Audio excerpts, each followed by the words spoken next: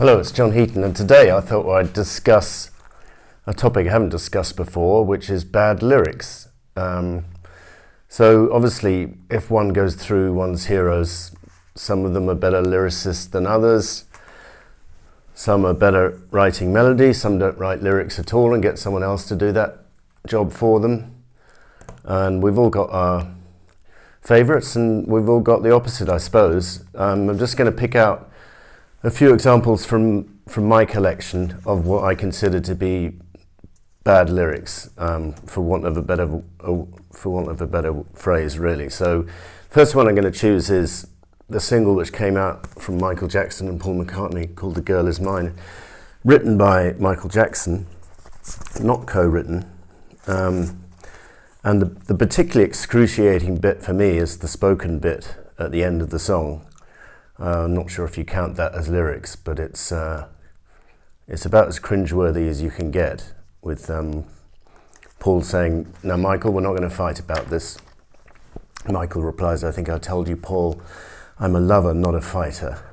And then Paul says, "I've heard it all before, Michael. She told me that I'm her forever lover. Don't you remember? Well, after she said after loving me, she couldn't love another," replies Michael. It's just, I don't know what possessed Paul to do this, or the less said about it, the better. But the tune is good, nothing wrong with the tune. The song is quite catchy. Anyway, enough said about that. So now we're going to talk about a track from 1980s, Back in Black from AC/DC. Now, this is a pretty decent album, and a lot of the tracks are outstanding. But the track I'm going to focus on, which I don't think is outstanding, is, I'm just looking for my notes here. It's the track "Let Me Put My Love Into You."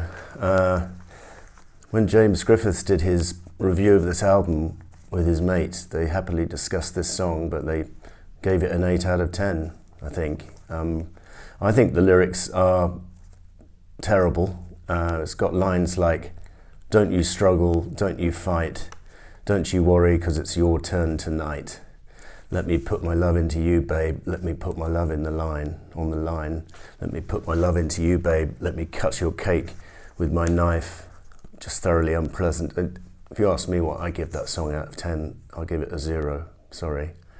Next off, we've got a track from McCartney's Pipes of Peace, and you probably know the one I'm going to quote. It's "The Other Me," that famous verse. "I know I was a crazy fool for treating you the way I did, but something took a hold of me and I acted like a dustbin lid." Now, when we all first got the album, we were just flabbergasted by how bad that lyric was.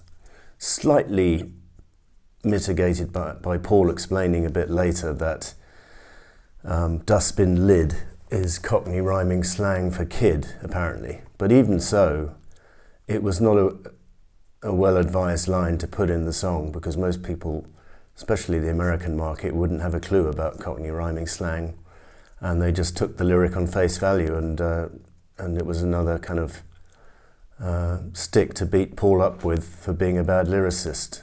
So it's regrettable, because the actual song is good, nothing wrong with the song. I could have picked other stuff from Paul over the years. The single he did a few years ago called "Fire You" was probably the worst lyric he's ever written. "Biker Like an Icon" is pretty terrible in my opinion. A track like "Hold Me Tight" from Red Rose Speedway, I mean, lyrically it's nothing, because he just repeats the word "hold me tight" about 50 times, and then occasionally he says "hugger me right." But luckily that one is saved by the melody, nice melody and nice piano playing. So that's enough from Paul. So the next song is actually one of my favourite songs of all time, certainly one of my favourite songs of Elton's, and it's "Someone Saved My Life Tonight." Absolutely brilliant song, very personal song, and actually I can't blame Elton for the lyrics, because he didn't write them. Bernie Taupin wrote them, and they're very good lyrics on the whole, with the exception of one line or two lines when he says, and I would have walked head on into the deep end of a river, clinging to your stocks and bonds, paying your HP demands forever. So I don't know what that financial lingo is doing in the middle of such a glorious song. HP stands for hire purchase, by the way, in case you didn't know. It's just incongruous versus the rest of the lyric, which is a very personal lyric about, you know, contemplating suicide and coming out the other side. So anyway, I think that lyric slightly spoils that song. Now we've got a song from Discovery, 1979, Electric Light Orchestra. Big expectations when this album came out. The lead-off single has slightly disappointing lyrics, I suppose, Shine a Little Love, but I'm going to talk about The Diary of Horace Wimp, which to me is Jeff Lynne attempting to tell a kind of semi-amusing, or I don't know if amusing is the right word, but he's trying to tell a story about this third-person character. But one is quite quickly annoyed by this song. Horace Wimp is a stupid name anyway. And the chorus, Horace Wimp, this is your life. Go out and find yourself a wife. Take a stand and be a man, and you will have a great life plan. This is the same guy who was writing those glorious lyrics for Out of the Blue, like Sweet is the Night and Night in the City. And here he is telling a silly story about some character we couldn't give a jot about. Anyway, next track is from Roger Waters from the Pros and Cons of Hitchhiking, 1984. And I'm going to choose the title track. I just find this an annoying lyric, particularly the verse where he basically has a dig at Yoko Ono. He says, did you understand the music, Yoko, or was it all in vain? The bitch said something mystical, so I stepped back on the curb again. I don't know, just bitter and unnecessary. Never liked that line. And the rest of the album is not much. That's probably the best song, the title track, but that's not saying too much. Next up, I'm going to pick on George Harrison a little bit. The track Awaiting on You All from here, apart from the fact that no one uses the word await, unless one is trying to be a little bit precious. It's not an everyday word you would use in the English language, so that kind of puts me off it a little bit just to begin with. And then this line in the middle comes out of nowhere, which actually got censored. It's not on the lyric sheet. The Pope owns 51% of General Motors, and the stock exchange is the only thing that's available to quote us or something. It's just a needless dig at the Pope, and in the middle of this song, which is all about spirituality and finding God and, you know, making yourself a better person by chanting the names of the Lord, and then he slags off, basically slags off the Catholic Church. I mean, I'm not saying the Catholic Church is perfect, of course it isn't, but I just thought that line was a bit silly and unnecessary.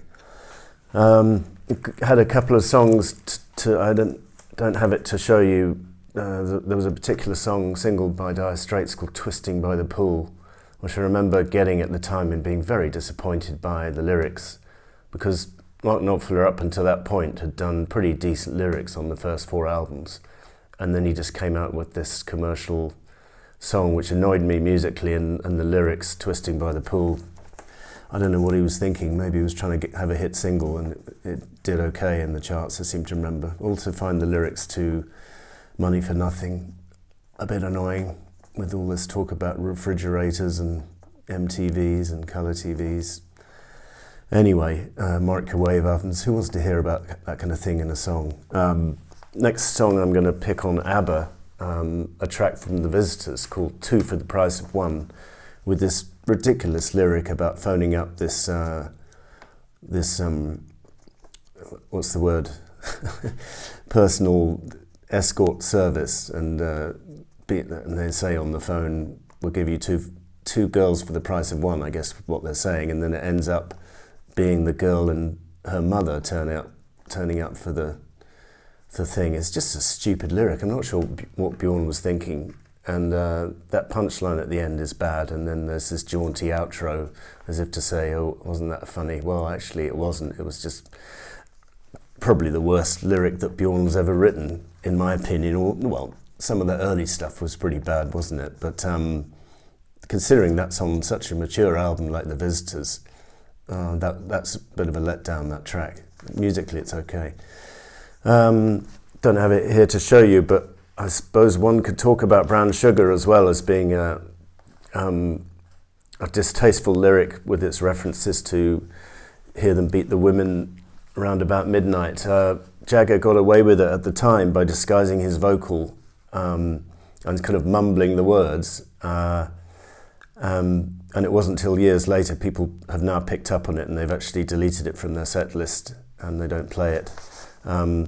But I just thought I'd mention that because I suppose by today's standards there's a lot of songs which don't pass the test. But that doesn't mean to say that at the time when they came out they were particularly controversial or, you know, they didn't all get banned or anything like that. It's just that the times were different. And